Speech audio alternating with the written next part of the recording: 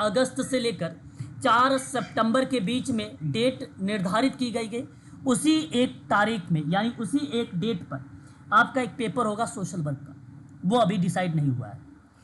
तो दिव्यांगता एक ऐसा, मैं बात करूँ तो एक पॉइंट है, एक ऐसा विषय है जो आगामी परीक्षाओं के लिए, चाहे वो DSSB हो, चाहे वो UGC नेट हो, चाहे वो MP सेट या MPPSC ही क्यों ना हो, ठीक है, अदर सब्जेक्टों में भी ये इंटरफेयर करने चला आता है। कौन? दिव्यांगता, है ना। दिव्यांगता एक सार्वभौमिकीकरण के शब्दों से आप यहाँ पे रिलेट करके समझ सकते हैं। दिव्यांगता एक ऐसा फील्ड है या एक ऐसा एरिया है। तो इसी के अंतर्गत मैं सबसे पहले आप लोगों से दिव्यांगता के संबंध में कुछ अधिनियम के बारे में बताऊंगा, और जो आपसे केवल अगर यहाँ से प्रश्न बना भी तो आपसे पूछेगा ये एक्ट बताइए और ये कौन से वर्ष में आया है।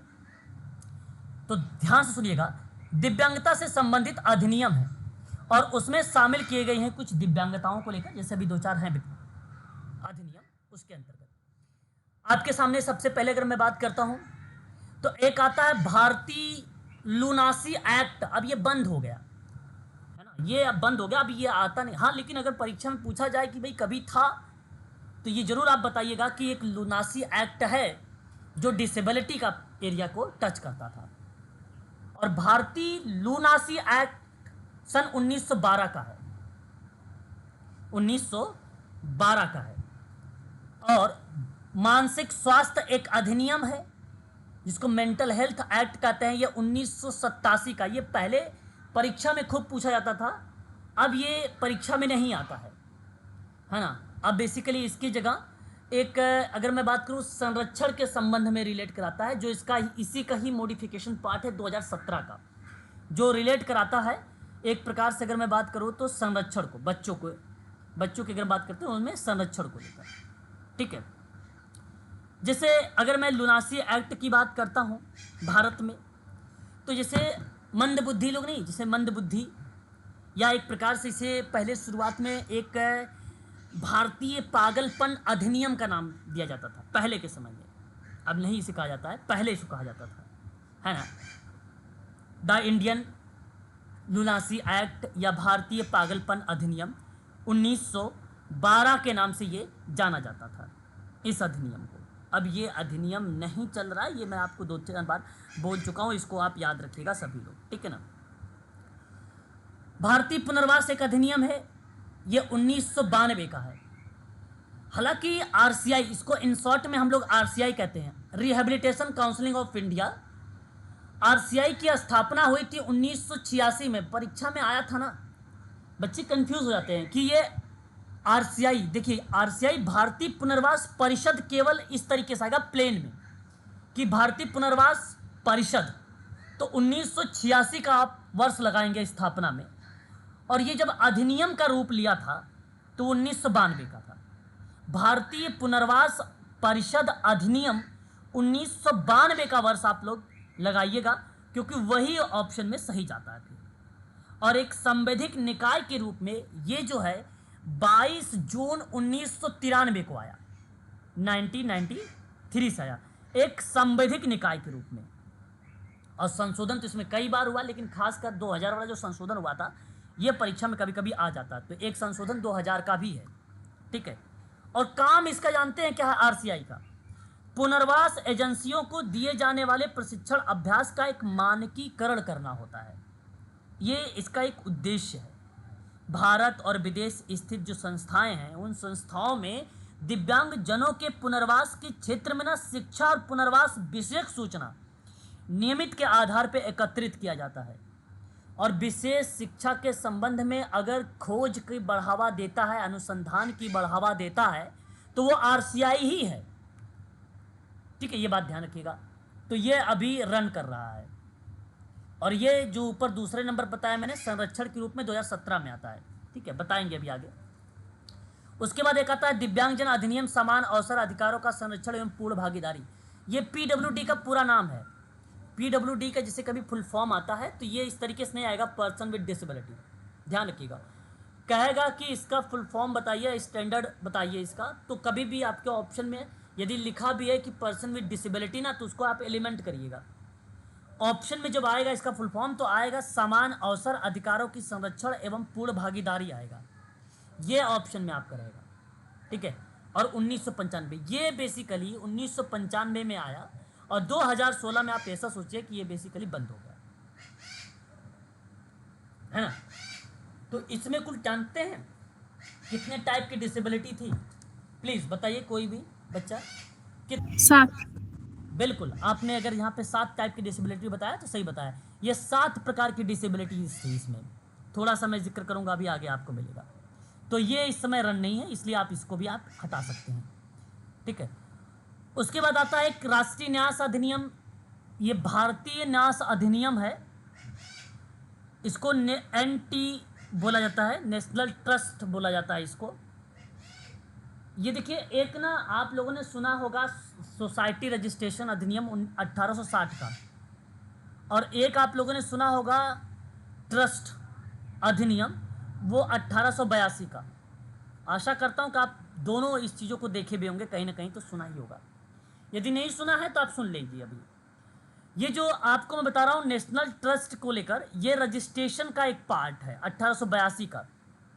जैसे क्या होता है, एक सोसाइटी रजिस्ट्रेशन होती है जिसमें 7 मेंबर वगैरह होते हैं, ठीक है, और अध्यक्ष उपाध्यक्ष कोषाध्यक्ष भी होते हैं, तो वो रजिस्ट्रेशन सोसाइटी रजिस्ट्रेशन के अंतर्गत आ जाता है। लेकिन अगर आप ट्रस्ट के अकॉर्डिंग रजिस्ट्रेशन करवाते हैं अपनी NGO को, तो उसमें केवल अगर मैं बात करूँ या तो ट्रस्टी होगा या जनरल सेक्रेटरी या सेक्रेटरी या अध्यक्ष प्रेसिडेंट, इस तरीके से चुनाव बनाया जाता है, यानी 1 या 2 व्यक्ति, मैक्सिमम 2 व्यक्ति हो सकते हैं बस। तो वो नेशनल ट्रस्ट अलग है, यहाँ जो नेशनल ट्रस्ट अधिनियम है ये अलग है। इसके ये डिसेबिलिटी के क्षेत्र में बात करता है, इसमें 4 प्रकार की डिसेबिलिटीज शामिल की गई हैं। एक आती है जो है स्वलीनता, स्वलीनता को कहा जाता है ASD का पूरा नाम है ऑटिज्म स्पेक्ट्रम डिसऑर्डर। एक आता है प्रमस्तकीय पक्षाघात, जिसको बोला जाता है CP, सेरेब्रल पॉलिसी बोली जाती है। एक आता है मानसिक मंदता, इसको अब बेसिकली बौद्धिक अक्षमता कहा जाता है। 2014 में ही इसका नाम परिवर्तित हो गया था, माननीय श्री नरेंद्र मोदी जी ने इसका नाम को परिवर्तित किया था, मानसिक मंदता ना कहकर बौद्धिक अक्षम कहेंगे तो सबसे बेटर रहेगा इनको, है ना। और उसके बाद इसके अंतर्गत एक आई थी मल्टीपल डिसेबिलिटी, जिसको बोला था बहुविकलांगता। ये 4 प्रकार की डिसेबिलिटी में नेशनल ट्रस्ट अधिनियम में बात की गई है, जो अभी भी रन कर रहा है। और PWD में जो 7 टाइप की डिसेबिलिटी थी, इसको अब बदल दिया गया, अब इसमें 21 टाइप की डिसेबिलिटीज को शामिल कर दिया गया RPWD एक्ट के नाम से, अभी आगे आप देखेंगे। उसके बाद एक आता है दिव्यांगजन अधिकार अधिनियम, और ये देखिए यही RPWD एक्ट है, ये रन कर रहा है आपका, इस समय चल रहा है। इसी में कुल टोटल 21 टाइप की डिसेबिलिटीज को इसके अंतर्गत शामिल किया गया है, ये बात आपको ध्यान रखना होगा। अब थोड़ा सा देखिए आगे, भारतीय लुनासी एक्ट 1912 का है ये। इसमें 2-3 केवल बातें हैं, आप इसको 2-3 बातें वैसे बेसिकली मैं आपको बता ही देता हूँ कि इस लुनासी एक्ट के अंतर्गत क्या क्या चीज़ें शामिल हो सकती है। बेसिकली जब पहले आपने सुना भी होगा, हिस्ट्री वगैरह अगर आपने पढ़ा है तो मैं आपको ये बताने की कोशिश कर रहा हूँ कि पहले के समय में ना, जिसे कोई व्यक्ति दिव्यांग हुआ करता था तो उसकी खोपड़ी में छेद कर देना या झाड़ू फूंक करना, और उसके माध्यम से उसे ठीक किया जाता था, उसके कान में छेद कर देना, है ना। ये आपको मिलेगा, आपको आने वाले समय में देखने को मैं आपको बताऊंगा वहाँ पे। तो इस तरीके की चीज़ें मिलती थी उस समय इंडियन जो है लुनासी एक्ट में, और उसमें बेसिकली जो रिप्रेजेंट किया गया, जिसे सरल शब्द को बताया गया था। लुनासी एक्ट में एक शब्द आता था सरल, आता था सरल।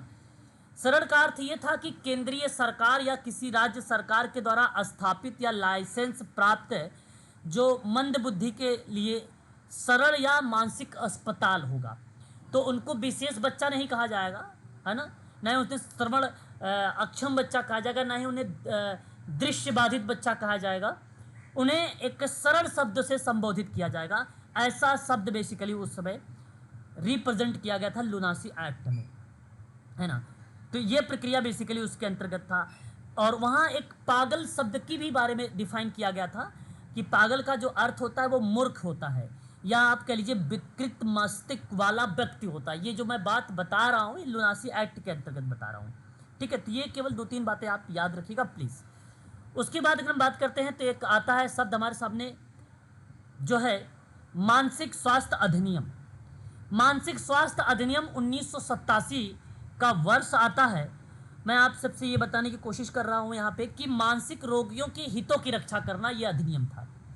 जैसे मंदबुद्धि, बहुविकलांगता, लकवा इत्यादि इस तरीके से जो पीड़ित व्यक्ति हैं उन लोगों के कल्याण हेतु बेसिकली बातचीत की जाएगी। ये मानसिक स्वास्थ्य अधिनियम के अंतर्गत ये प्रक्रिया सन 1987 का था इन संदर्भ में, जिसको हम लोग मेंटल हेल्थ एक्ट के नाम से भी जानते थे। लेकिन इसका एक मॉडिफिकेशन का पार्ट हुआ जो आजकल परीक्षाओं में खूब पूछा जाता है, वो आता है मानसिक स्वास्थ्य अधिनियम देखभाल अधिनियम के नाम से, और वो आएगा 2017 के नाम से। इस अधिनियम में मानसिक बीमारी को सोच, मनोदशा, धारणा, अभिविन्यास, स्मृति यानी मेमोरी लॉस कह सकते हो आप, पर्याप्त विकार के रूप में परिभाषित किया गया था इस अधिनियम में। और कहने का आशय यही था कि निःशुल्क स्वास्थ्य सेवाओं का अधिकार की रिप्रेजेंट किया जाए, क्रूर या अमानवीय या अपमानजनक व्यवहार को सुरक्षा के अधिकारों पर रिप्रेजेंट किया जाए, समानता की बात किया जाए, भेदभाव को हटाया जाए। ठीक है, इस तरीके की प्रक्रिया बेसिकली इस अधिनियम के अंतर्गत शामिल किया गया था, है ना। बाकी अधिनियम शामिल है यूनिट नंबर 9-10 में, वो आपको कवर होगा वहाँ पे। तो एक व्यक्ति जो मानसिक मंदता के अलावा किसी भी मानसिक विकार के कारण उपचार की आवश्यकता है तो उसको ट्रीटमेंट दिया जाएगा, तो मानसिक स्वास्थ्य अधिनियम के तहत वो बातें आ जाती थी। उसके बाद आता है आरसीआई।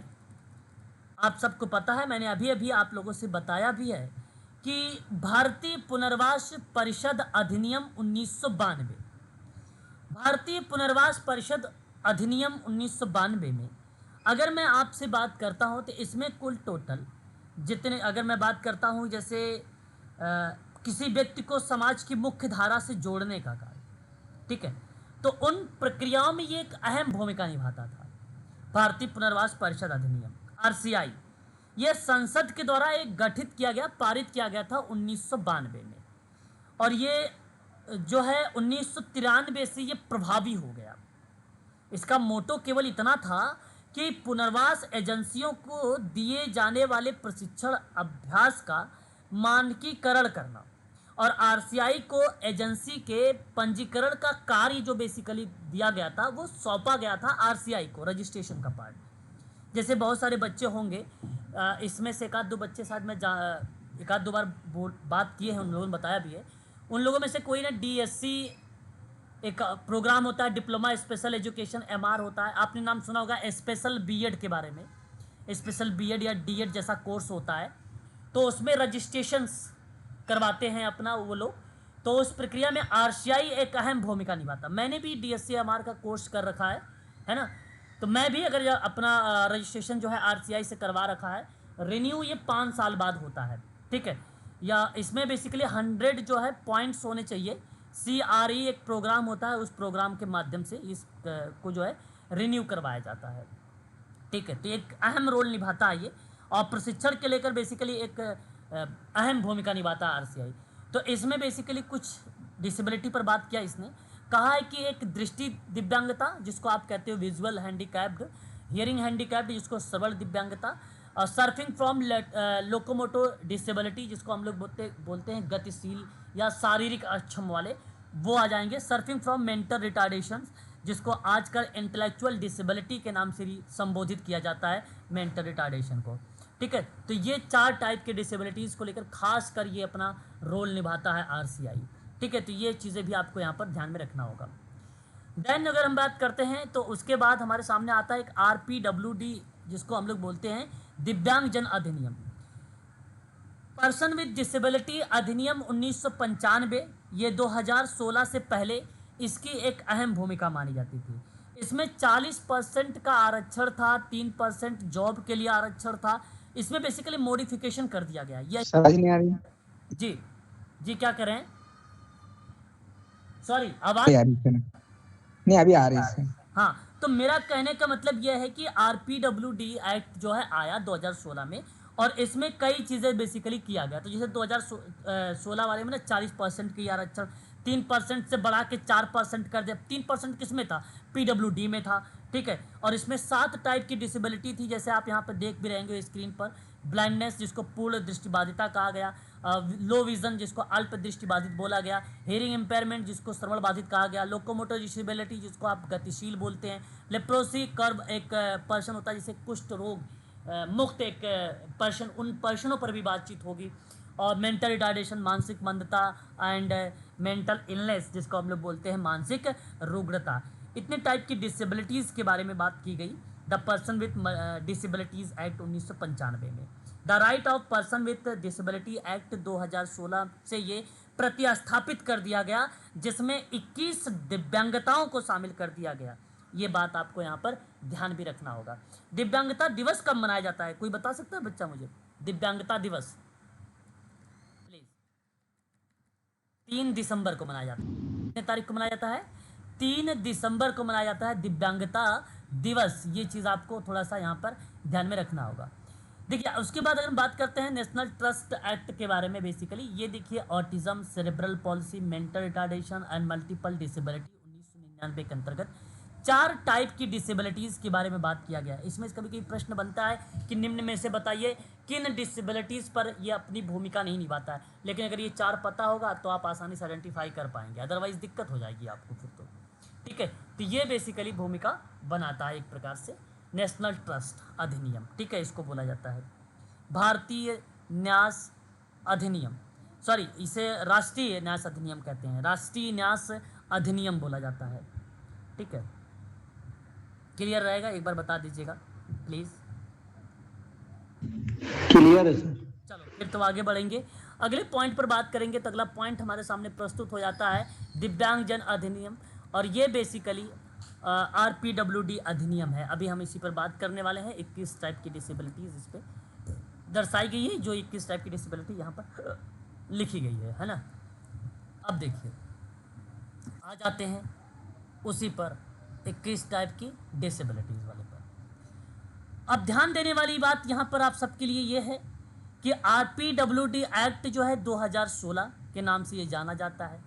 परीक्षा में इसको पूछता है कि भाई पूरा नाम बताइए, तो आप कहेंगे right of person with disability act का नाम। कभी कभी परीक्षा में बेसिकली सुपर टेट का एग्ज़ाम हुआ था, उसमें पूछा था RPWD में जो है आर का मीनिंग पूछा था। तो आर का मीनिंग जब पूछेगा तो वहाँ पर आप देखेंगे यही राइट मिलेगा। पी का मीनिंग पूछ लेगा परीक्षा में तो पर्सन मिलेगा। डब्ल्यू के आई पूछेगा तो बेसिकली यहाँ पर विथ मिलेगा। डी का मीनिंग पूछेगा तो आपको ऑप्शन में डिसेबिलिटी लिखा हुआ मिलेगा। तो ये बड़ा आसान सवाल बनेगा, आप आसानी से इसको चुनाव कर लेंगे। दूसरा पॉइंट कहता है कि यह अधिनियम PWD पर्सन विद डिसेबिलिटी अधिनियम 1995 की जगह पर यह बेसिकली रिप्रेजेंट हुआ है, या इसी जगह पर लाया गया है RPWD अधिनियम को। 21 वर्ष बाद दिव्यांगजन के लिए एक नया और बेहतर कानून आया। बेसिकली 95 से लेकर 2016 के बीच में अगर आप ऐड करेंगे तो 21 वर्ष बनता है। तो ये कह सकते हो कि 21 वर्ष के बाद ये दिव्यांगजन के लिए एक नया और बेहतर कानून बेसिकली लाया गया। RPWD एक्ट सामाजिक न्याय अधिकारिता मंत्रालय के अंतर्गत लाया गया है। ये दिव्यांगता के क्षेत्र में मैं बात कर रहा हूँ आप लोगों से, काफ़ी अहम भूमिका निभाता है। ठीक है, आगे अगर हम बात करते हैं तो अगले पॉइंट पे कहता है कि वर्ष 2007 में, very very most important point है ये, 5 और 6 दोनों पॉइंट इंपॉर्टेंट रहेगा, आप थोड़ा सा ध्यान दीजिएगा। वर्ष 2007 में भारत में दिव्यांग व्यक्तियों के अधिकारों पर संयुक्त राष्ट्र सम्मेलन हुआ, जिसको हम लोग बोलते हैं भाई UNCRPD। कभी कभी इसका पूरा नाम पूछता है, UNCRPD, United Nations convention on the right of person with disabilities कहा जाता है इसको। ये आप याद कर लीजिएगा, या तो कॉपी पर नोट कर लीजिए, परीक्षा में ये सवाल आता है। ठीक है, इसका फुल फॉर्म। तो बेसिकली 2007 में भारत ने दिव्यांग व्यक्तियों के अधिकारों पर संयुक्त राष्ट्र सम्मेलन UNCRPD के हस्ताक्षर और पुष्टि के बाद पिछले अधिनियम को बदलने की आवश्यकता उत्पन्न हुई, और इसी के तहत 2016 में PWD एक्ट की जगह ही RPWD एक्ट आया। किसकी वजह से आया? तो आप कह सकते हो कि UNCRPD ने एक अहम भूमिका निभाया है कि PWD की जगह RPWD एक्ट आया है, यह आप यहाँ पर बोल सकते हो। और यही अधिनियम दिव्यांग व्यक्तियों के अधिकारों पर संयुक्त राष्ट्रीय सम्मेलन यानी UNCRPD के दायित्व को पूरा करता है ना। तो ये अधिनियम क्या करता है, आरपीडब्ल्यूडी एक्ट, ये दिव्यांग व्यक्तियों के अधिकारों पर संयुक्त राष्ट्रीय सम्मेलन यूएनसीआरपीडी के दायित्वों को पूरा करता है। अब इसके क्या क्या दायित्व हैं ये भी आप आगे देखेंगे। आगे हम बात करते हैं पीडब्ल्यूडी एक्ट को। देखो बेसिकली लाया गया 2016 में, लाया गया इसको 2016 में, लेकिन ड्राफ्टिंग कब की गई, आरपीडब्ल्यूडी एक्ट को ड्राफ्ट कब किया गया, तो बनाया गया था 2011 में बनाया गया था, यानी 2011 में बनाया गया था इसको, ठीक है, याद रखेंगे, लेकिन आया 2016 में। 7 फरवरी 2014 को आरपीडब्ल्यूडी विधेयक संसद में पेश हुआ था। तो 7 फरवरी 2014 को आरपीडब्ल्यूडी विधेयक संसद में पेश हुआ, ये भी आपको ध्यान में रखना पड़ेगा। देखिए अगर मैं आपसे बात करूं, चाहे वो DSSB के बच्चे हों यहाँ, चाहे आप यूजीसी नेट के ही स्टूडेंट क्यों ना हो, तो अप्लाइड और फैक्ट दोनों चीज़ें इन तथ्यों के ही आधार पर बनाए जाएंगे। यदि आपको तथ्य पता रहेगा तभी आप अप्लाइड प्रश्न को भी सॉल्व कर पाओगे, ठीक है। तो पॉइंट इसमें काफ़ी ज़्यादा है, इसलिए मैं चाहूँगा कि आप बड़ी बारीकी से इसको समझकर लिखने का प्रयास करिएगा। बाकी क्लास समाप्त होने के बाद ये PDF आपको मैं अवश्य प्रोवाइड कराऊंगा, ठीक है। देन अगर मैं बात करता हूँ तो राज्यसभा में 14 दिसंबर 2016 को, देखिए 7 फरवरी 2014 को यह विधेयक संसद में पेश हुआ था, ठीक है, और 14 दिसंबर 2016 को राज्यसभा में ये पेश हुआ था। तो दिव्यांग व्यक्तियों के अधिकारों का विधेयक पारित हुआ था ये 2016 में, वो भी राज्यसभा में, वो भी राज्यसभा में। लेकिन लोकसभा में कब हुआ था, फिर लोकसभा में 16 दिसंबर 2016 को हुआ था, यानी 2 दिन बाद। पहले कहाँ हुआ, पहले राज्यसभा में होता है, कोई भी चीज़ें होती है तो राज्यसभा में, फिर उसके बाद लोकसभा में जाता है, ठीक है। सर्वप्रथम तो विधेयक संसद वगैरह पेश अपना करता है, ये सब चीज़ें बनाती है, फलाना ढिकामा जो भी होता है, फिर उसके बाद राज्यसभा में, फिर उसके बाद लोकसभा में, ये एक सीक्वेंस से ही पॉइंट बनाए गए हैं 8, 9, 10।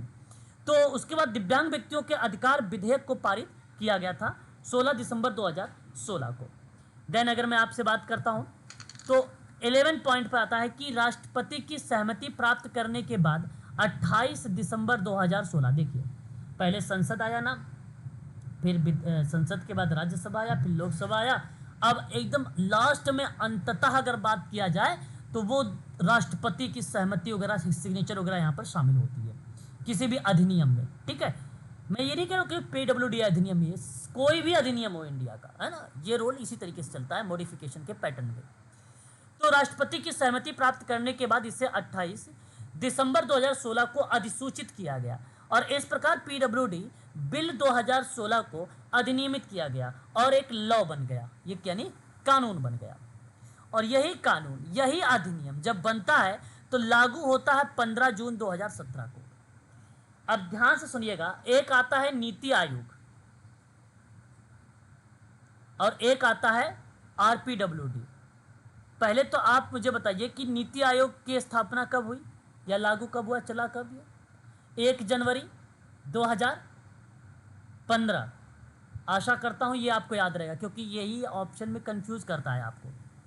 और फिर उसके बाद आता है आरपीडब्ल्यूडी एक्ट। तो आरपीडब्ल्यूडी एक्ट की बात करेंगे तो 15 जून 2017 आएगा। भले उसे 2016 के नाम से जानते हो लेकिन लागू तो 2017 से हुआ, ये बात ध्यान रखिएगा।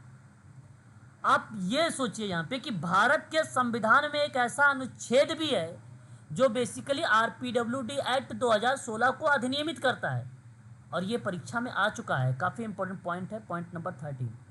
आप कहेंगे अनुच्छेद 253। बताइए यहाँ तक आपको कोई दिक्कत तो नहीं है? भारतीय संविधान के अनुच्छेद 253 तक? नहीं सर, क्लियर है। चलिए, बहुत अच्छी बात है। अब देखिए, मेरा कहने की आशा है, अगर मैंने आपको आर्टिकल 253 यहाँ पर शामिल किया है तो भारतीय संविधान के अनुच्छेद में बेसिकली अंतर्राष्ट्रीय समझौते को प्रभावी बनाने के लिए राज्य सूची के विषय पर कानून बना सकती है।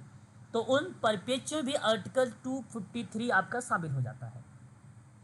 कहने का आशा यह है कि संसद को भारत के संपूर्ण क्षेत्र या इसके किसी भाग के लिए कोई भी कानून बनाने का अधिकार देता है इन परिप्रेक्ष्य में। तो ये थोड़ी सी भूमिका आप याद रखिएगा। परंतु आर्टिकल में अगर आप पर्सन विद डिसेबिलिटी या डिसेबिलिटी का नाम आता है, दिव्यांगता वगैरह का, तो आप सीधा 253 ढूंढिए, बस 253 ढूंढिएगा आप लोग। आरपीडब्ल्यूडी एक्ट में किस टाइप की डिसेबिलिटी शामिल है, मैंने आपको पहले भी इसके बारे में बता चुका हूँ। ठीक है, अब देखिए, अगर मैं आपसे बात करता हूँ आरपीडब्ल्यूडी एक्ट 2016 की 21 टाइप की डिसेबिलिटीज के बारे में, है ना, 21 प्रकार की डिसेबिलिटीज के बारे में, आशा करता हूँ कि आप सभी लोगों ने इसके बारे में सुना भी होगा, पढ़ा भी होगा अच्छे से, भलीभांति तरीके से। क्यों, जानकारी है इसके बारे में? प्लीज हाँ सर, जानकारी है। चलिए, तब तो बहुत अच्छी बात है। मैं अगर आपको बताऊंगा तो आप आसानी से इन चीज़ों को समझ भी लेंगे। तब तो जैसे मैंने एक शब्द यहाँ पर मेंशन किया आपके सामने ही सबसे पहले, और वो शब्द यहाँ पर शामिल किया है आप लोगों के लिए ब्लाइंडनेस शब्द के बारे में। क्या आप मुझे बता सकते हैं प्लीज़, ये जो आपके सामने 21 टाइप की डिसेबिलिटीज़ में एक टाइप आपको यहाँ पे रिप्रेजेंट किया गया है ब्लाइंडनेस शब्द। ब्लाइंडनेस शब्द, देखने में कठिनाई होती है ऐसे बच्चों को। पूर्णतः रूप से आप यहाँ पर कहेंगे कि ये व्यक्ति क्या है, विजुअल डिसेबल है, पूर्ण रूप से डिसेबल है। बात समझ रहे हैं ना मेरी बात, ब्लाइंडनेस में। हाँ सर।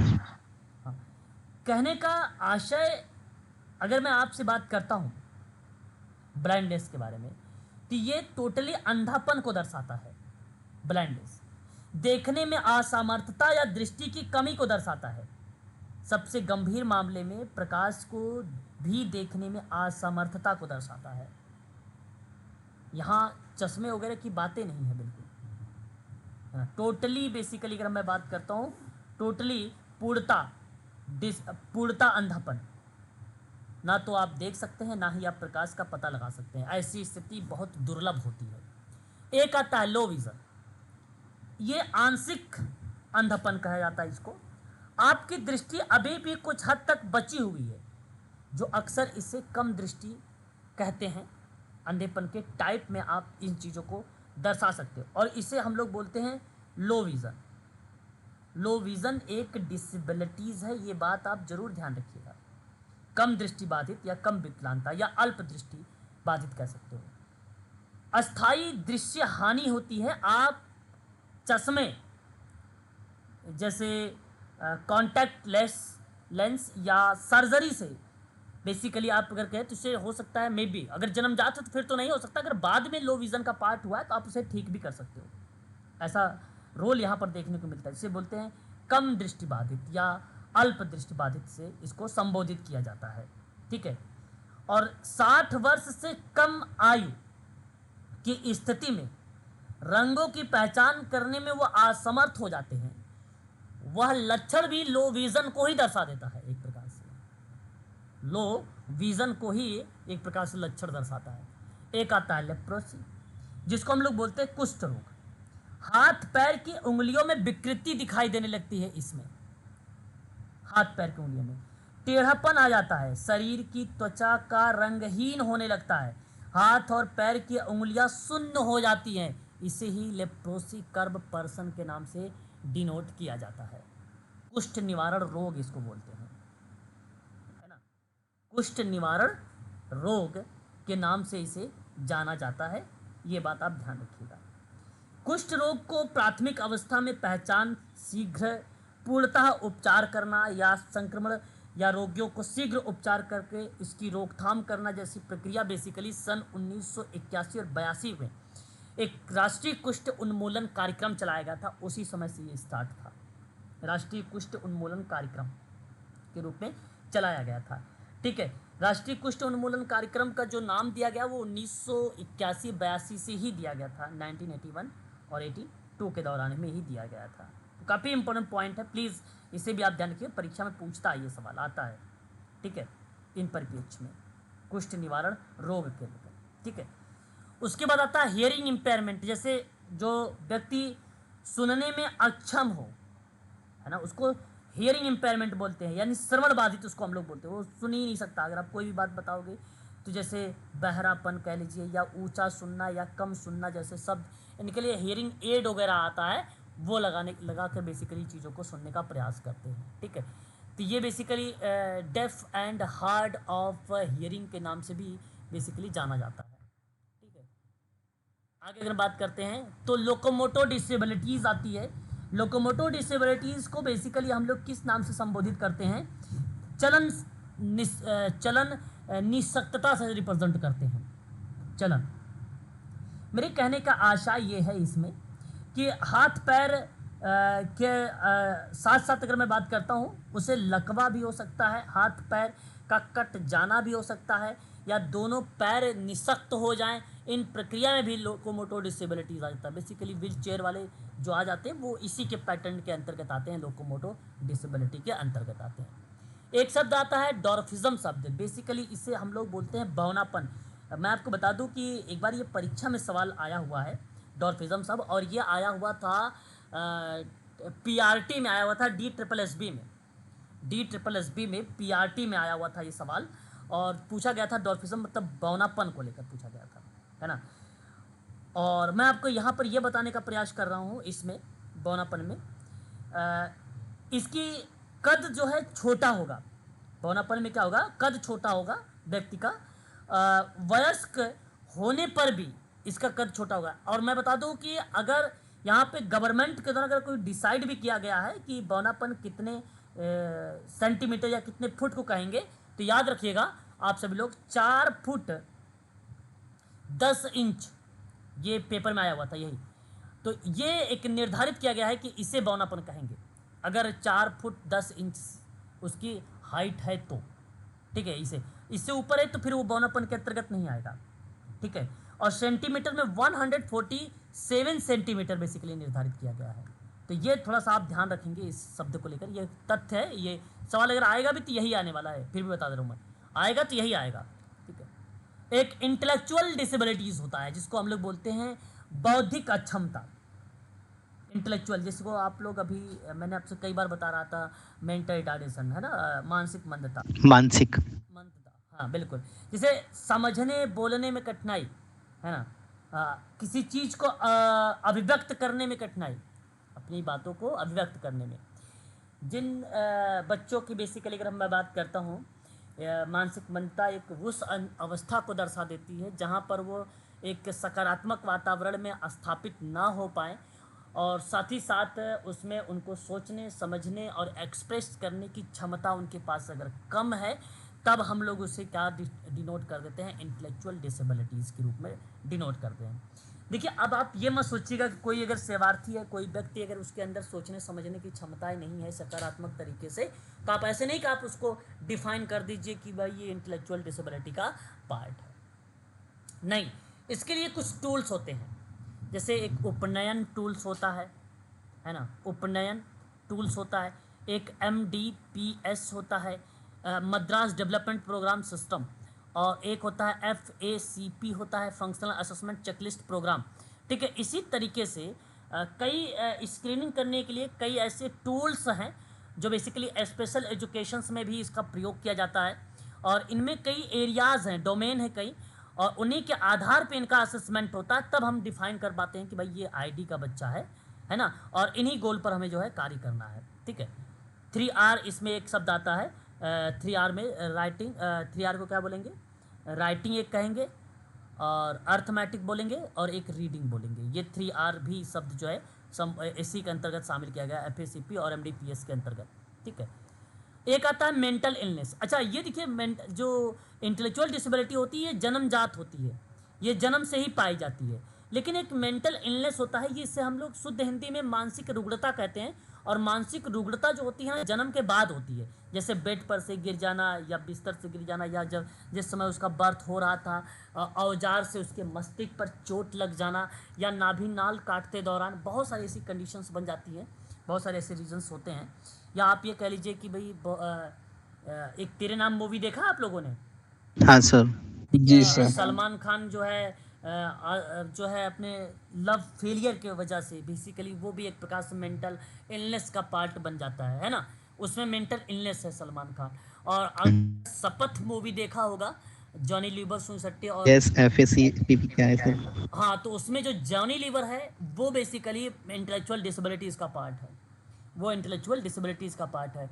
और जो ASD वाले अगर मैंने बात करा, BSD आगे आएगा, वो आपको तारे ज़मीं पर एक मूवी आपको देखने को मिलेगी, आप लोग अगर देखें तो अच्छी बात है, क्योंकि वो OSD का पार्ट बन जाता है वहाँ पे, है ना। जी हाँ सर। सर, देखिए सर। हाँ, तो इसी तरीके से जैसे ये देखो क्या होता है, इंटेलेक्चुअल डिसेबिलिटी, इंटेलेक्चुअल जो है मेंटल जो इलनेस होता है, ये जन्म के बाद होता है और ये ठीक भी हो सकता है।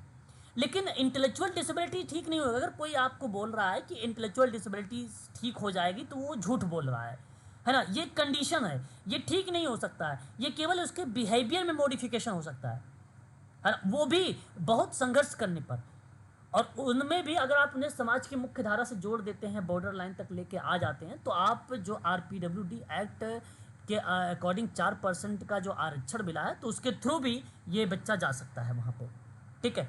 लेकिन जो मेंटल इलनेस वाला है, ये व्यक्ति जो है ठीक हो जाता है। आपने बहुत सारी मूवी देखा होगा, जिसे चोट लग जाता है तो वो जो बेसिकली अपने जो पिछली अवस्थाएं थी, पिछले जो चीज़ें थी, वो भूल जाता है, और फिर चोट लगती है, फिर एक्सीडेंट होता है, तो उसकी याददाश्त जो है आ जाती है। आपने इस तरह की चीज़ें देखा होगा, तो वो कहीं ना कहीं रिप्रेजेंट कर रहा है आपको कि ये मेंटल इलनेस है, कि अगर ये होता है तो ये ठीक भी हो सकता है।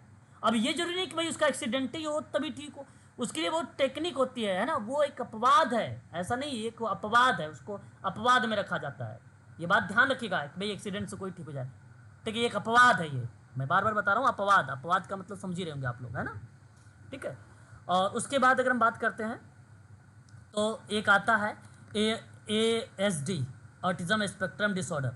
मैंने आपको भी बताया था, ये स्वलीन बच्चे होते हैं, ये अपने आप में बेसिकली खोए रहते हैं, समाज से इनसे कोई मतलब ही नहीं होता है ना, इनसे कोई मतलब ही नहीं होता। ये अपने आप में खोए रहना, या अपने एकांत में एक चीज़ में रहना, अब बड़बड़ाना, अपने मन में ही बड़बड़ाना, है ना, किसी टॉयज से बात करना, इस तरीके की चीज़ें बेसिकली ये ESD वाले बच्चे जो है रिप्रेजेंट करते हैं अपने व्यवहार को, अपने बिहेवियर को, ठीक है। ये भी बड़ा इंपॉर्टेंट पॉइंट बनता है। ESD भी परीक्षा में इससे भी हाँ सर। पूछे जाते हैं। सर, इन्हें ही वो ऑक्यूपेशनल थेरेपी दी जाती है। नहीं, ऑक्यूपेशनल थेरेपी सर आप ऐसा नहीं कि केवल ESD को ही देंगे। ऑक्यूपेशनल थेरेपी आप ना सर किसी भी बच्चे को, जैसे अगर मैं आपसे बात करता हूँ, इस टाइप के डिसेबिलिटीज़ के अंतर्गत कुछ डिसेबिलिटीज़ साफ शब्दों में डिफाइन किया गया, उनको आप प्रोवाइड करा सकते हैं सर, ठीक है, आप उन्हें दे सकते हैं। ऑक्यूपेशनल थेरेपी का मतलब सर मैं बताता हूँ आपको, वो बेसिकली फाइन मोटर हो गया एंड ग्रॉस मोटर हो गया, इस पे बल देता है ऑक्यूपेशनल थेरेपी, ताकि वो सही तरीके से पेन को पकड़ सके। और को कैरिकुलम और को कैरिकुलम होता है, एक और कैरिकुलम होता है, उसमें अपना एक सकारात्मक भूमिका निभा सके, है ना, ESD वाला बच्चा। तो वहाँ पे हाँ सर। जो है ऑक्यूपेशनल थेरेपी अपनी एक भूमिका निभाता है ESD के साथ। और तो बच्चे के लेवल पर डिफाइन करता है कि ये बच्चा बेसिकली OT का है कि नहीं। मैंने काम भी किया है ऐसे बच्चों के साथ, ऐसी बात नहीं है। तो एक आध बच्चे में हैं जो बेसिकली उनको OT की ज़रूरत नहीं थी, है ना। कुछ बच्चे थे जिनको OT और BM की ज़रूरत थी। BM मतलब बिहेवियर मॉडिफिकेशन, BM मतलब बिहेवियर मॉडिफिकेशन पैटर्न जो है शामिल होता है, ठीक है। आगे मैं बात करता हूँ, तो तत्पश्चात अगर मैं बात करता हूँ आगे, तो आता है सेरेब्रल पॉलिसी, है ना। सेरेब्रल पॉलिसी बेसिकली क्या होता है, मैंने कहा था आपको कि पैरों में जकड़न आ जाना, है ना, इनके पैरों में जकड़न आना और हाथों में जकड़न आ जाना, ठीक है।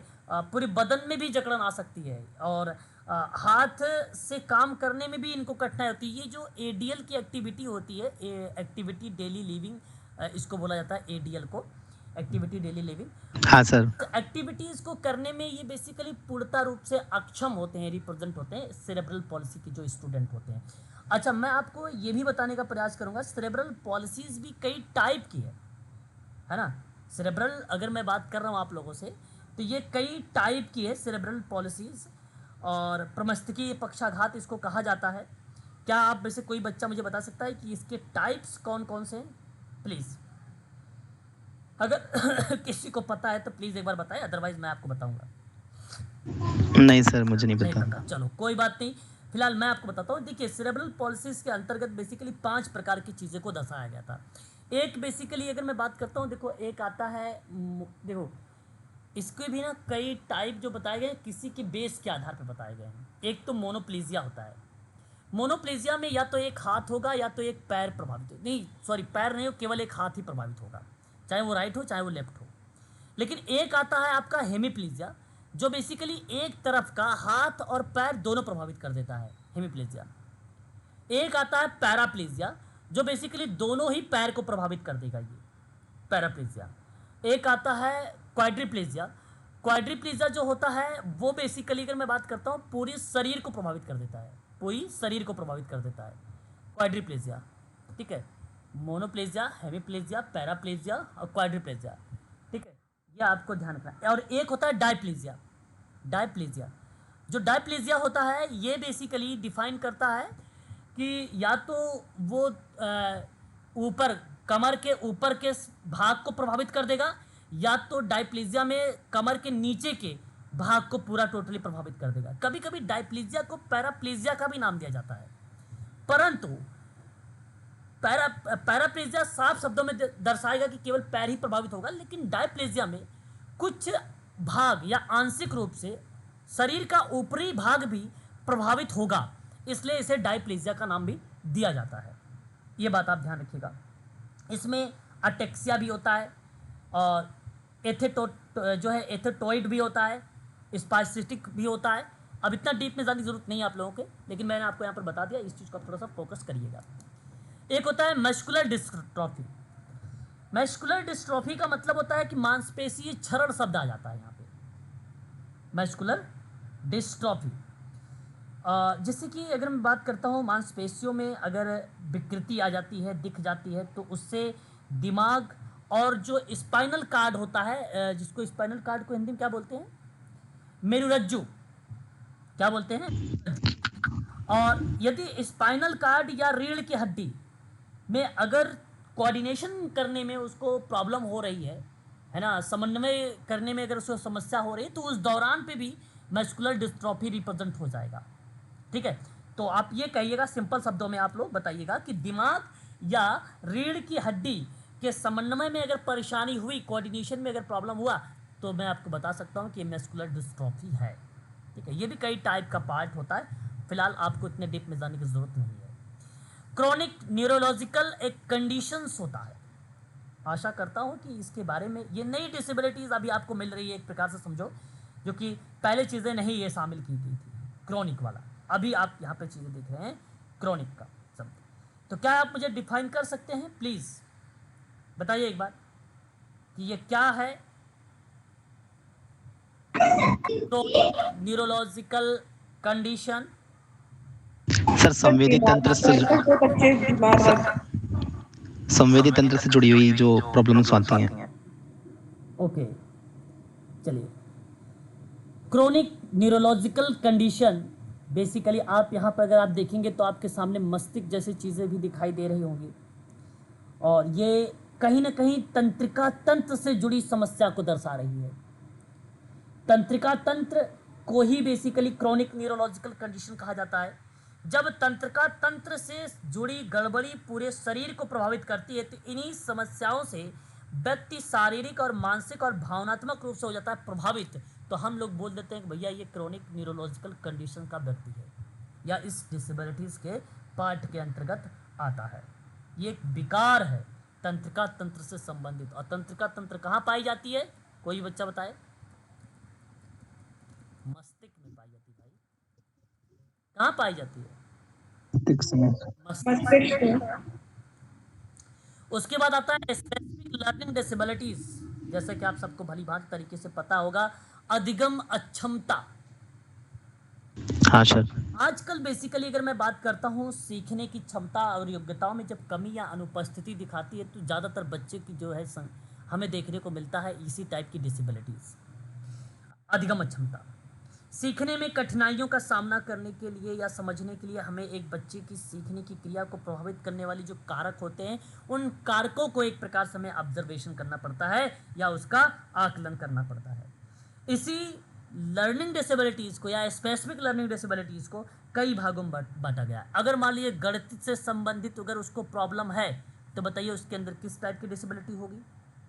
अगर वो गणितीय कंडीशन में है, अगर वो मैथमेटिक्स काम नहीं कर पा रहा है, ऐड प्लस नहीं कर पा रहा है, अगर आप बोल रहे हो कि 61 लिखो तो वो लिख दिया 16, आपने कहा कि भैया 9 लिखिए तो उसने लिख दिया 92, तो बताइए किस टाइप की डिसेबिलिटी उसके अंदर है? डिसकैलकुलिया। क्या है? डिसकैलकुलिया। और यदि आपने कहा कि वॉज लिखो तो वॉज को उसने क्या लिख दिया, सॉ लिख दिया। आपने कहा कि बैड लिखो और उसने क्या लिख दिया, डैब लिख दिया, है ना। तो इस तरीके की प्रॉब्लम्स आ रही है, तो इस जगह पे क्या हो जाएगा, ये डिसलेक्सिया। क्या हो जाएगा, ये डिसलेक्सिया। तो डिसलेक्सिया, डिस्प्रैक्सिया, डिफेजिया, इस तरीके की कुछ बेसिकली अधिगम अक्षमता के प्रकार हैं, और इन्हीं अक्षमता के जो प्रकार हैं ये बेसिकली देखने को मिलता है। तो पढ़ने के संबंध में डिसलेक्सिया, लेखन के संबंध में डिस्ग्राफिया, गणितीय कौशल संबंधी में डिस्कैकुलिया, वाक संबंधी विकार में डिस्फेक्सिया। लिख दूं कि आप समझ पाओगे, लिख लोगे। और सर लिख दीजिए, लिख दीजिए सर। अच्छा जी, देखिए एक आता है आपके सामने डिसलेक्सिया, और डिसलेक्सिया को आप किस तरीके से डिफाइन करेंगे, पठन संबंध में। आप करेंगे डिस्ग्राफिया, ग्राफ का मतलब सिंपल सी बात है लिखने वाला बन रहा है, यानी लेखन से। आप लिखेंगे डिस्कैकुलिया, इसका मतलब क्या बनाएगा, गणितीय संबंध में। आप लिखेंगे वाक संबंधी, तो आप लिखेंगे डिस्फेक्सिया, डिस्फेसिया किसमें, वाक क्षमता में। वाक का मतलब समझते हो ना, स्पीच, है ना, समझ रहे हैं ना आप। लेखन में एक चित्रांकन, जैसे लेखन और चित्रांकन की बात करता हूं, किसकी, लेखन प्लस चित्रांकन में प्रॉब्लम आ रही है, तो वो भी शब्द डिस्प्रैक्सिया शब्द को दर्शाएगा। वर्तनी संबंधित प्रॉब्लम, वर्तनी मतलब समझते हो लेटर, वर्तनी, तो वो क्या बन जाएगा, डिस आर्थोग्राफिया या आर्थोग्राफिया होगा, ग्राफिया, ग्राफिया, ठीक है, ये बन जाएगा, ठीक है। तो इस तरीके की चीज़ें जो है बेसिकली हमें एक टाइप के रूप में रिप्रेजेंट होता है, ये बात आपको ध्यान में रखना होगा। और आगे बढ़ेंगे, मल्टीपल सेरो, अगर हम बात करते हैं स्क्लेरोसिस, मैं आपको बता दूं कि मल्टीपल स्क्लेरोसिस की बात अगर हम लोग करते हैं तो इन संदर्भ में किस चीज़ को दर्शाना उचित समझेंगे प्लीज़।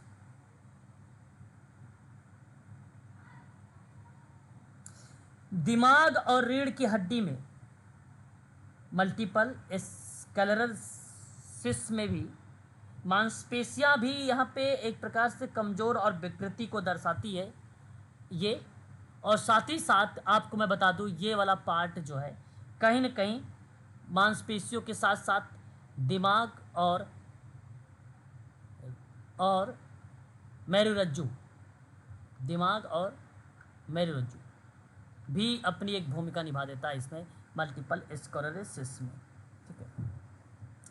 उसके बाद स्पीच एंड लैंग्वेज, देखिए ये साइन लैंग्वेज का प्रयोग हो रहा है ना, ये साइन लैंग्वेज का प्रयोग हो रहा है, ठीक है।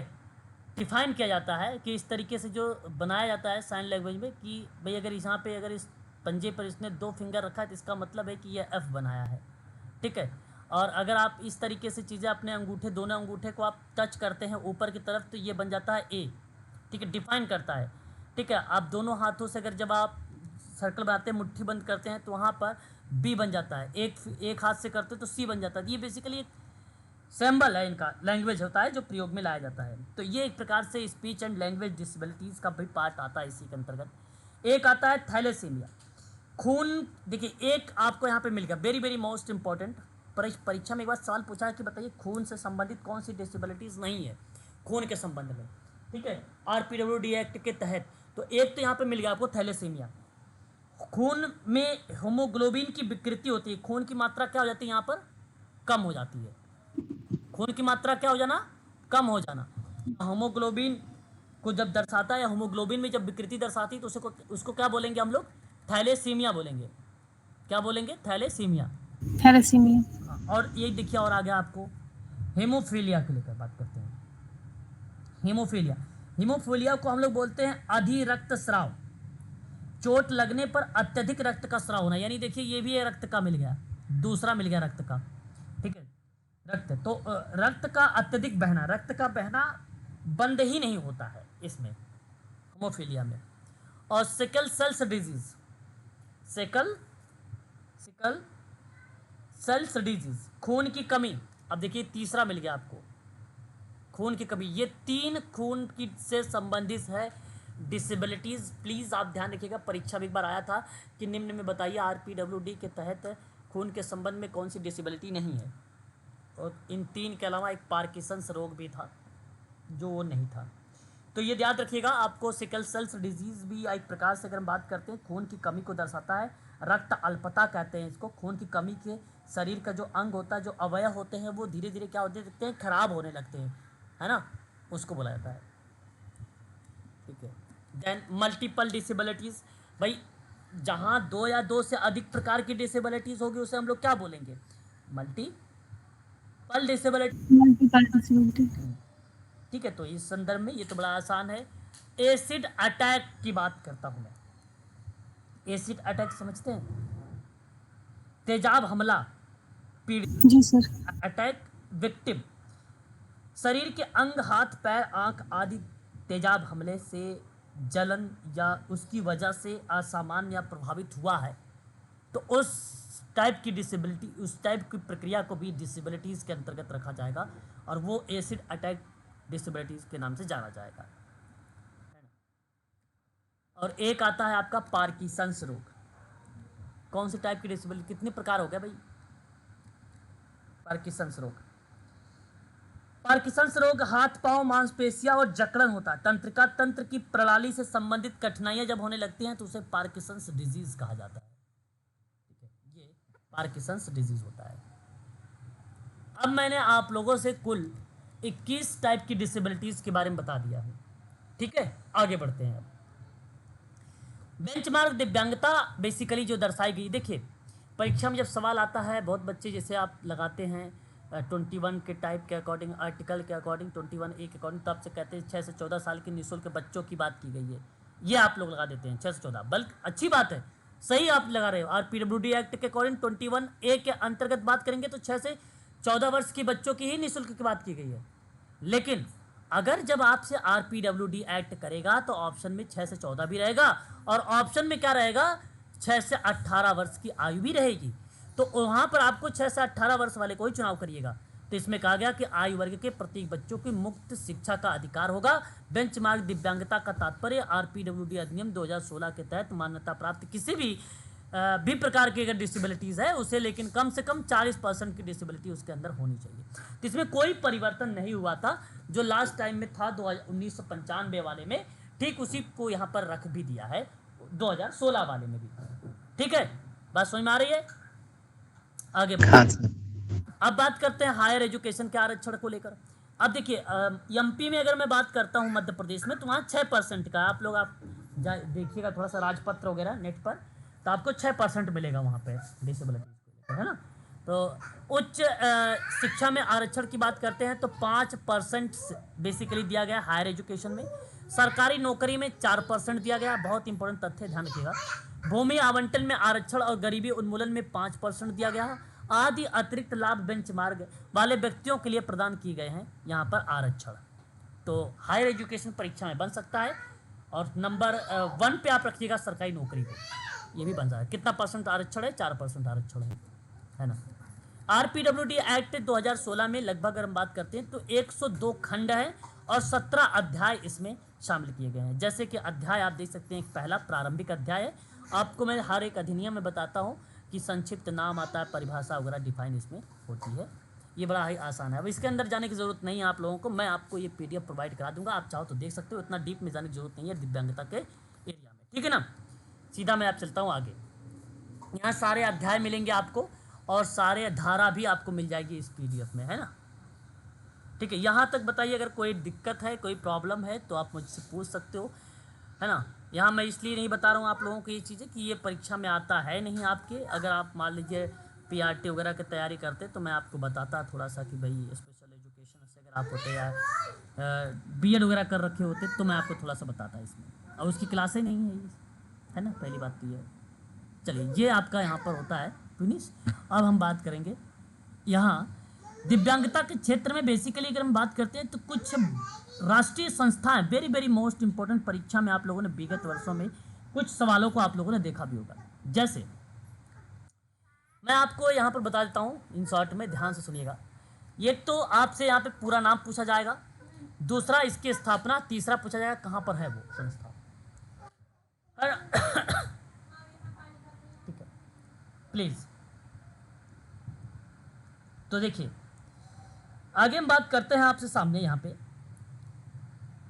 तो आप देख सकते हैं कि NIEPVD national institute for the empowerment of person with visual disabilities, इसको बोला जाता है हिंदी में राष्ट्रीय दृष्टि दिव्यांग जन सशक्तिकरण संस्थान। ये 1979 में इस्टेब्लिश हुआ था देहरादून में। तो ये पेपर में आएगा, केवल सम्मिलित करके लिखा गया, UGC नेट के बाद मैं बता रहा हूँ आप लोगों के लिए, पेपर में आ भी चुका हूँ। AYJNISHD अलियावर जंग national institute of speech and hearing disabilities है ये। अलियावर जंग राष्ट्रीय वाक एवं श्रवण दिव्यांगजन संस्थान है और 1983 में इसकी स्थापना हुई थी मुंबई में। कहां पर? मुंबई। NIEPID की बात करता हूं, national institute of for the empowerment of person with intellectual disabilities की बात करता हूं, राष्ट्रीय बौद्धिक दिव्यांगजन सशक्तिकरण संस्थान 1984 सिकंदराबाद में। कहां पर? सिकंदराबाद में। ये याद रखिएगा 1984 का वर्ष, 1984 का वर्ष। उसके बाद अगर बात करते हैं NILD national institute for locomotor disability और राष्ट्रीय दिव्यांगजन, जो राष्ट्रीय गतिशील दिव्यांगजन संस्थान है, 1978 कलकत्ता में भी इसकी स्थापना की गई थी। ये भी आपको ध्यान रखना होगा। उसके बाद आता है आपका PDUNIPPD Pandit Deendayal Upadhyay national institute for person with physical disabilities, शब्द को रिलेट कराता है ये। और आप आसानी से बता सकते हो कि ये नई दिल्ली में है। 1975 3 मई 1975 को इसकी स्थापना हुई थी, पंडित दीनदयाल उपाध्याय जो इंस्टीट्यूट आप लोगों ने सुनते हैं। SVNIRTAR ये परीक्षा में आ चुका है, इंपॉर्टेंट भी, हालांकि इंपॉर्टेंट 9 के 9 इंस्टीट्यूट हैं, सारे के सारे इंपॉर्टेंट हैं। Swami Vivekananda national institute of, अगर हम बात करते हैं तो rehabilitation training and research, Swami Vivekananda राष्ट्रीय पुनर्वास प्रशिक्षण अनुसंधान संस्थान है ये। और ये है कहाँ पर? कटक में। कहाँ पर है? कटक। और कटक कहाँ है? उड़ीसा में है। 1975 में इसकी स्थापना हुई थी। कहाँ पर है ये? उड़ीसा में। NIEPMD की बात करते हैं, national institute for empowerment of person with multiple disabilities represent किया गया है, राष्ट्रीय बहुविकलांग या दिव्यांगजन सशक्तिकरण संस्थान 2005 चेन्नई में इसकी जो है स्थापना की गई थी। ISLRTC Indian sign language speech and training centre है ये, भारतीय सांकेतिक भाषा अनुसंधान एवं प्रशिक्षण केंद्र है। 28 सितंबर 2015 नई दिल्ली में इसकी जो है स्थापना की गई थी। ठीक है, ये 8 हैं, मैंने 9 बताए हैं आपको। देखिए यहाँ पे उसके नीचे 9वां जो इंस्टीट्यूट है वो नीचे है, और हर एक इंस्टीट्यूट के बारे में मैंने थोड़ी बहुत बातों भी यहाँ पर भी मेंशन कर रखा है। आप चाहो तो इस PDF में देख भी सकते हो। ठीक है, और मैं आपको ये PDF आपको भी क्लास समाप्त होने के बाद आपके ग्रुप में प्रोवाइड करा दूंगा, आप देख लीजिएगा। ठीक है ना। एक 9वां इंस्टीट्यूट का नाम भी आप लोग नीचे लिख लीजिए, यहाँ नीचे मैंने मेंशन कर रखा है यहाँ पर आपके। ठीक है, आप उसे भी कर लीजिए। ठीक है, 9वां इंस्टीट्यूट आपके सामने ये है, NIMHR national institute of mental health rehabilitation, basically राष्ट्रीय मानसिक स्वास्थ्य पुनर्वास संस्थान है। 28 मई 2019 का नाम आता है। सीहोर, सीहोर तो भाई पता होगा आप सभी को, मध्य प्रदेश में है। और जो लोग सीहोर के रहने वाले हैं वो तो जानते भी होंगे, गए भी होंगे national institute of mental health rehabilitation के पास से ही, है ना। बताइए, यहाँ पर आपका ये 9 इंस्टीट्यूट भी समाप्त हो गया, RPWD एक्ट भी समाप्त हो गया, 21 टाइप की डिसेबिलिटीज़ भी समाप्त मैंने कर दिया। मतलब डिसेबिलिटीज़ का एक ब्रॉड लेवल आपका यहाँ पे समाप्त कर दिया है। इससे बाहर कोई भी सवाल UGC नेट में नहीं बनाएगा। ठीक है, ये बात ध्यान रखिएगा। क्लियर है? एक बार स्पष्ट करिएगा आप लोग। तो आज की क्लास यहीं तक। जी जी सर। Yes sir. अब देखिए आगे यहाँ पर इस पीडीएफ में अगर हम बात करते हैं, एक मिनट, तो दिव्यांगता के कल्याण के संबंध में, तो ये बेसिकली एक दिव्यांगता शब्द है, नियोग्यता शब्द या क्षमता शब्द है, इस पर बात की गई है। ठीक है, थोड़ा सा ये इम्पोर्टेंट टॉपिक है। अब आप देखिए कल आपका ये समाप्त हो जाए, कल मैं आपको उद्योग भी फिनिश कर दूंगा, उद्योग के अंतर्गत आपदा प्रबंधन भी थोड़ा सा यहाँ पे मेंशन है, ये भी ख़त्म कर दूंगा, है ना, ये टॉपिक कल आपके फिनिश कर दूंगा। ठीक है, इसके अंतर्गत फिर हम लोग इतिहास देख लेंगे। ठीक है, बस आपकी 2 क्लास है, यूनिट नंबर 1 में केवल 2 क्लास और बची है, वो भी आपकी 2 दिन में ख़त्म हो जाएंगी, समाप्त हो जाएंगी। ठीक है, 2 क्लास। चलिए, तो फिर आज के लिए यहीं तक रखते हैं। इसकी वीडियो और पीडीएफ का लिंक अभी मैं आप लोगों को, सभी लोगों को प्रोवाइड करा दूंगा आपके व्हाट्सएप ग्रुप में। ठीक है, बताइए एक बार। Okay sir. चलिए फिर ठीक है, तो आज के लिए गुड नाइट सर। चलिए, गुड नाइट सभी लोगों को। Thank you sir. Good night.